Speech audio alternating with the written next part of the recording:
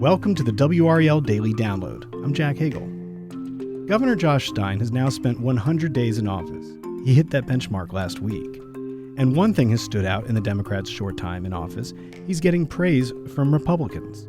WRAL state government reporter Paul Specht spoke with several Republican lawmakers about Stein's efforts on hurricane relief and other bipartisan initiatives.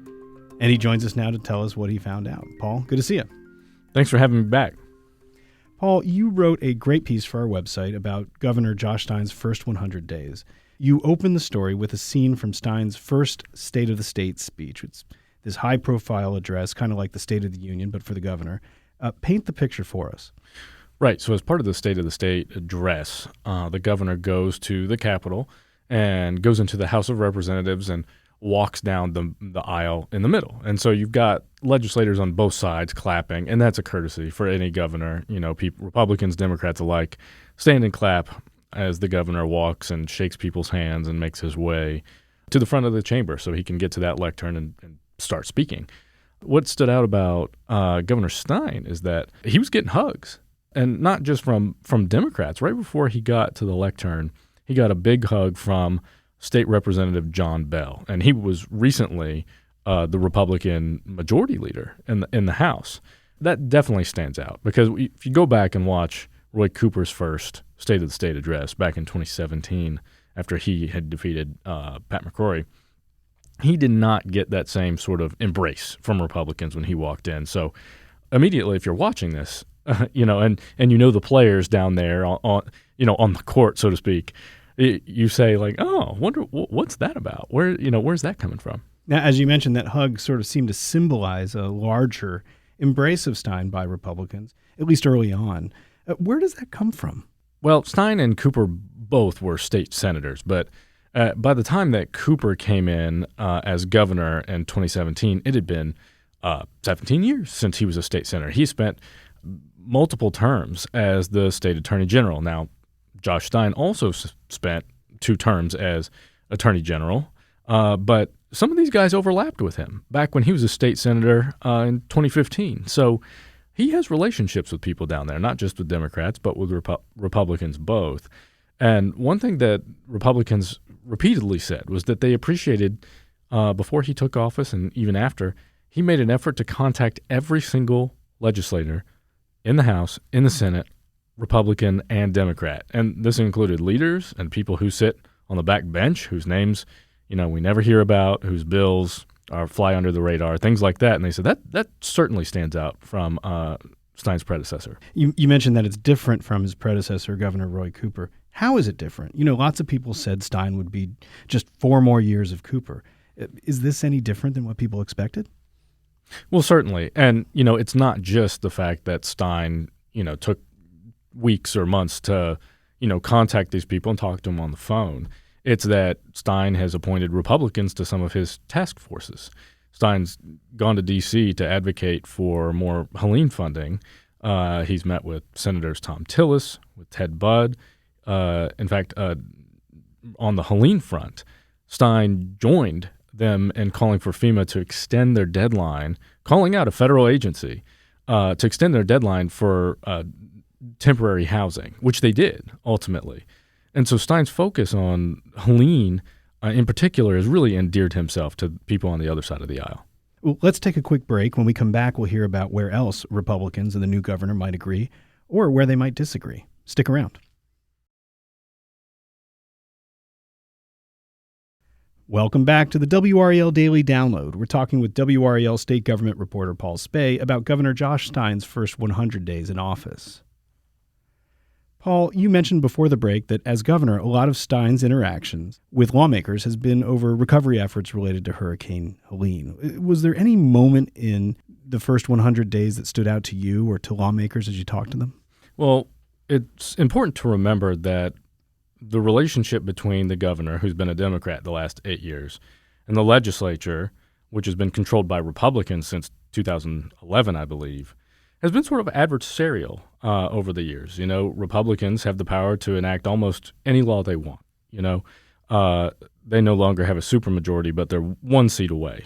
And so they can still virtually do whatever they want. They can certainly send whatever they want to Stein's desk. The question then becomes, do Democrats have the votes to, uphold his veto override? And that's because Stein's a Democrat. That's right, because Stein's a Democrat. So with this history in mind, knowing that there's been this adversarial relationship, we went into the State of the State address wondering, like, okay, is he going to take some shots at people across the aisle at the Republican legislature? Former Governor Cooper used to say refer to them as extremists. And the day before the State of the State, there was a bill, a $500 million hurricane relief bill, and it was scheduled. It was on pace to reach Stein's desk on the day of his State of the State address. And we learned behind the scenes that he had hoped to sign it there as part of that occasion. Well, the day before, Republicans in the House rejected, or balked, I should say, at changes to the bill made by people in the state Senate, by Republicans in the state Senate. So he did not get to sign it during the State of the State address. So take a step back here and let's think politically. If you're a Democrat and you regularly accuse Republicans of not caring about the average North Carolinian, and Hurricane Helene relief is the top priority, and you're Governor Stein, you could have gone in and said, we were supposed to have this bill today, but the infighting from the other party is what's preventing Helene victims from getting the help they need. He could have said that, and he would have been, a lot of people would have said he was justified. Like, come on, folks, let's get it together here. But he did not do that. He didn't do that. And not only that, the next week when they did send it to him after ironing out the details, he invited a group of Republicans to stand with him and speak at the governor's mansion when he signed that bill. That is a bit of a departure from what we've seen. Why didn't he take the opportunity to take those shots? Well, Republican lawmakers told us that it's because he was familiar with the issues. He was familiar with what the changes the senators made, the Republican senators, and he knew about the concerns from the Republicans in the House. And so he had been in communication about it. So he, and he's opened those lines of communication since coming into office. That's different. In the past, oftentimes, these leaders sort of operated in silos. The House Republican leaders, the Senate Republican leaders, and then the Democratic governor. Well, it seems like he's been touching base, and his administration has been in more frequent communication with the Republicans in the legislature than his predecessor was. Are there other examples of how Stein has sort of shown bipartisanship early in his tenure? Well, he's named a number of Republicans to various task forces and committees that he has control of. Helene is the one that stands out. He has several Republicans, I should say, working with him on Helene relief and sort of guiding that. And Republicans have said they want to keep a close eye on that. Well, he's welcomed them in. They're also on committees or task forces for public safety, school safety, and child care. These are things that they seem to have in common. And, one of those involves cracking down on cell phones in schools. There's a bill, a Republican-authored bill going through the legislature. Stein has come out, I believe, and said, he didn't speak to the finer details of the bill, but he said, I support this effort. He said that social media has done too much damage to the minds of children, and he wants to crack down too. So he's voiced this support for things they want to do and encouraging them. And even at a recent press conference that announced the launch of North Carolina's first children's hospital, he heaped praise on Senate Leader Phil Berger, saying, "Thank you in particular, for leading these efforts to make this project possible." Obviously, the state is funding some of this collaboration between Duke and UNC. Now, obviously, Stein and Republicans won't agree on everything over his 4-year term. He's already sued lawmakers over some laws.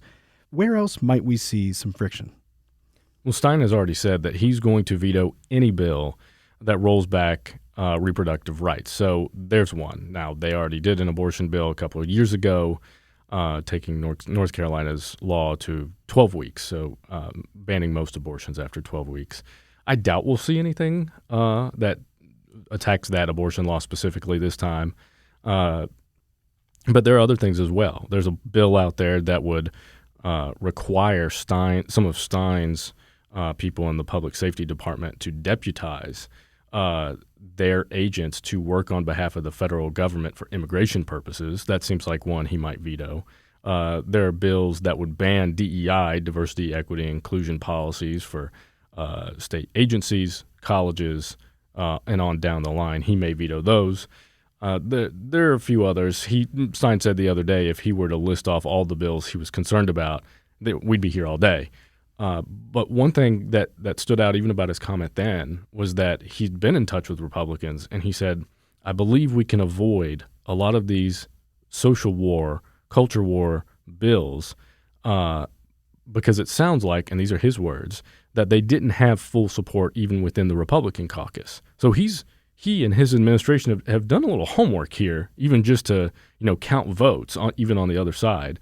So he's hoping that some of these relationships he's built, lead to fewer public battles. And of course, there's the budget. Right. So Republicans get to write the state budget themselves since they have control of the legislature, both the House and the Senate. And historically, the governor has vetoed that budget, and then they go back and override the governor's veto historically, most of the time. It'll be interesting to see if that happens this time. Stein has released his own budget and called on Republicans to do things like do away with the state's school voucher program and freeze the personal income and corporate tax rates. Republican leaders have referred to those as non-starters. One House member even took a picture of Stein's budget in a trash can and posted that to social media. So it's not all sunshine and rainbows between the sides. And, they told us they're not going to agree on everything. But it'll certainly be interesting to watch and see what the tone of the rhetoric is like this week when the Senate unveils its budget. Now, the House will unveil their own proposal at a later date, but something to watch for. And we can compare and contrast and see, does the Senate budget have anything from Stein's proposal? We'll see. Going to be interesting to see how this relationship develops. Paul, good to be with you.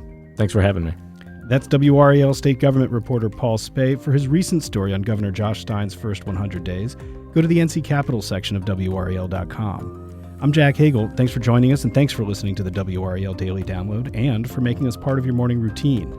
Another great way to get WRAL news is the Morning Briefing newsletter. It's a daily email with Triangle news, events, and headlines to help you get ready for the day. Sign up at WRAL.com/newsletter.